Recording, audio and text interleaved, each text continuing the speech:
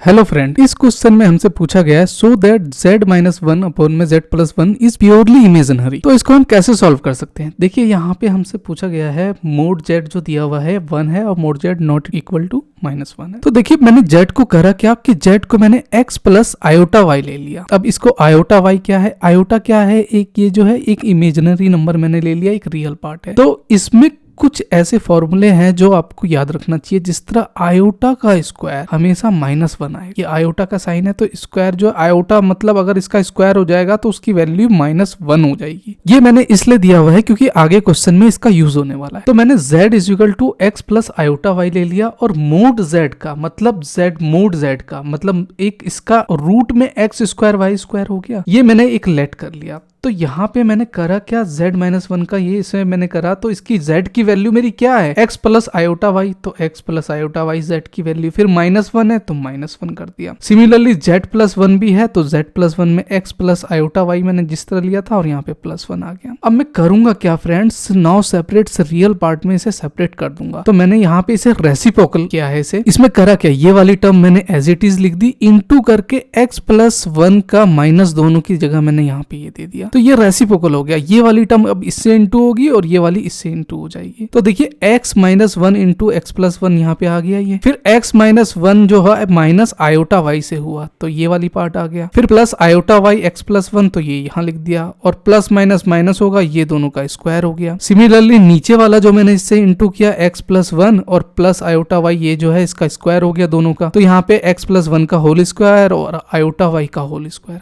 फिर मैंने करा क्या कि इसे सिंप्लीफाई कर दिया तो x स्क्वायर -1 हो गया ये वाली टर्म का, यहाँ तक क्लियर है। फिर x आयोटा y x से किया मैंने इसे तो ये माइनस आयोटा y x आ गया। फिर प्लस में क्या है, यहाँ पे अगर इंटू करेंगे इसमें तो माइनस माइनस प्लस हो जाएगा। ये वाली टर्म मेरे को यहाँ लिखनी चाहिए तो माइनस माइनस प्लस हो गया तो प्लस आयोटा y आ गया। फिर प्लस आयोटा y x आ गया और प्लस आयोटा y आ गया। अब यहाँ पे देखिए कि मैंने प्लस कैसे लिख दिया, मैंने कहा था आयोटा का स्क्वायर जो होता है -1 होता है, तो माइनस माइनस प्लस हो गया तो 1 से इंटू करेंगे तो y स्क्वायर ही रह जाएगा तो प्लस का y स्क्वायर आ गया, जो चीज मैं आपको ऊपर समझा रहा था। फिर नीचे मैंने करा क्या, ये वाली टर्म ऐसी मैंने लिख दी है। अब मैंने करा क्या कि आयोटा y x कट गया।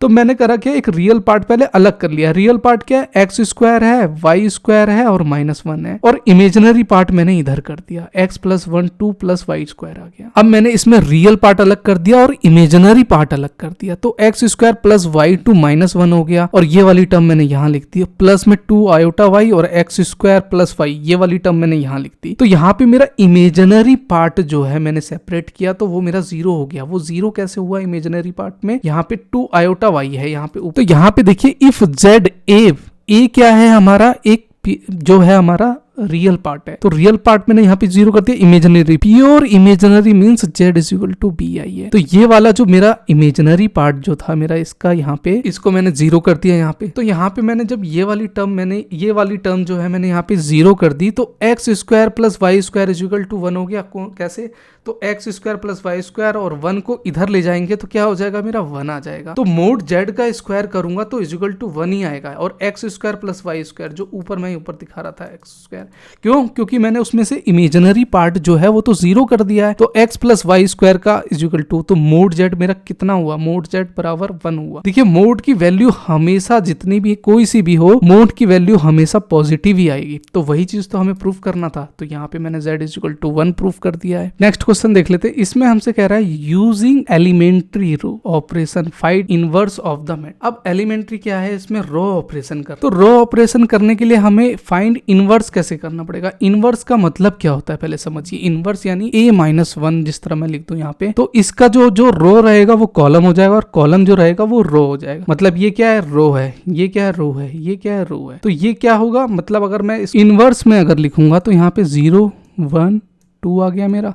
फिर ये वाला पार्ट जो है मेरा क्या हुआ, 1 2 3 हो गया और 3 1 1, मतलब रो जो था वो कॉलम हो गया और कॉलम जो था वो रो हो गया। तो ये हमारा हो गया इनवर्स। अब देखिए मैंने करा क्या, इसमें ऑगमेंटेड मैट्रिक्स में मैंने करा क्या, ए विथ आइडेंटिटी मैट्रिक्स के साथ a इंटू आई। आइडेंटिटी क्या है, आइडेंटिटी मैट्रिक्स 3/3 का जिसका डायगोनल में 1 1 आता है 0, तो मैंने इसको एक साथ लिख दिया। आप चाहे सेपरेट भी लिख सकते हैं। तो सारी मैट्रिक्स को मैंने इस तरह लिख दिया। अब हमारा ये करने का ऑपरेशन हम क्या करेंगे, देखिए ऑपरेशन में हमें करना क्या है, इस सारी टर्म को 0 करना है और यहाँ पे ये 1 1 करना करना है, ये वाली लाइन को 1 1 करना है। पेन ले लेता हूँ, ये वाली लाइन को हमें 1 1 करना है, ठीक है। और बाकी सारी टर्म जो रहेगी वो 0 रहेगी। तो देखिए पहले मेरे को करना क्या पड़ेगा, perform row operation transfer A into the identity matrix R1 को मैंने क्या करा, इंटरचेंज कर दिया, स्वैप कर दिया R3 में। मतलब ये वाली वैल्यू में ऊपर ले गया और ये वाली नीचे ले गया। क्यों ले गया, इसके पीछे भी रीजन है। क्यों, क्योंकि मेरा यहाँ पे जो 0 नहीं, मेरे को 1 चाहिए था, तो इसीलिए मैं इसको ऊपर ले गया। तो ये सारी रो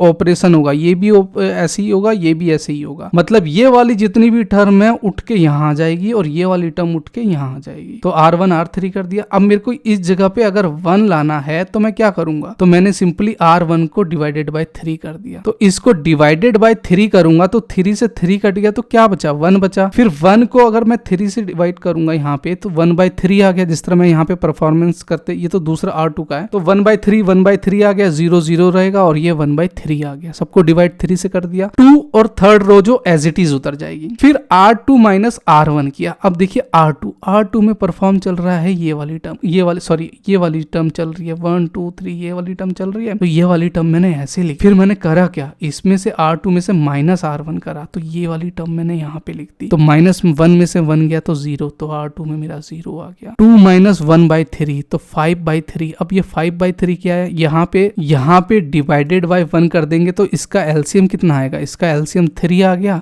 और यहाँ पे 3 ये जो है 3 × 6 हो गया और 6 - 1 तो कितना आया मेरा 5/3 आ गया यहाँ पे। तो मैंने 5/3 लिख दिया यहाँ पे। सिमिलरली ये वाली भी टर्म मैंने ऐसे करी, 3 3 9 और 1 गया तो 8 आ गया यहाँ पे, और 3 एलसीएम आ गया तो 8/3 0 0 और ये वाली टर्म आ गई। तो ये वाली टर्म मेरी आ गई, तो ये वाली टर्म मैंने ऐसे लिख दी। देखिए मैं रो ऑपरेशन कर कैसे रहा हूँ, मैं वो चीज़ आपको बताना चाहता हूँ कि मेरा जो मोटिव है, मेरा मोटिव यहाँ पे 1 लाने का था, तो मैंने 1 लेके आ गया। फिर ये टर्म मेरे को 0 करनी थी, तो यहाँ पे मैं 0 आ गया, ये मेरी ऑलरेडी 0 है। तो इसी तरह स्टेप बाय स्टेप चलेंगे तो आपका सॉल्यूशन होता रहेगा। R2 में मैंने करा क्या, यहाँ पे R2 में डिवाइडेड बाय 5/3 किया। अब मैंने 5/3 R2 में परफॉर्म क्यों किया, क्योंकि 5/3 में यहाँ पे अगर मैं इससे करूँगा तो यहाँ पे मेरा 1 आ जाएगा। वही डायगोनल में मेरे को 1 1 1 चाहिए था, तो मैं उसी के अकॉर्डिंग चल रहा हूँ। अब 5/3 किया यहाँ पे, तो ये वाली टर्म मेरी ऐसे आ गई। देखिए इसमें से बहुत से ट्रिक होते हैं कि जिस तरह 1 डिवाइडेड बाय 5/3 है, तो इसमें क्या होगा कि रेसिप्रोकल हो जाता है। जिस तरह 1 डिवाइडेड बाय 5 डिवाइडेड बाय 3 करेंगे तो उसका जो आएगा रिजल्ट 3/5 आएगा, मतलब ये रेसिप्रोकल 3/5 हो जाएगा। तो इस चीज में थोड़ा सा केयरफुली, थोड़ी सी सिली मिस्टेक हो सकती है आपसे। तो वैसे ही ऑपरेशन करते करते मैं आया हुआ हूं, तो आप इससे खुद से प्रैक्टिस करेंगे तो आपको डेफिनेटली आ जाएगा। और इसी तरह मैंने इस तरह यहाँ पे अगर देखेंगे तो इसी तरह मैं डायगोनल पे पहले तीनों 1 लेके आ गया।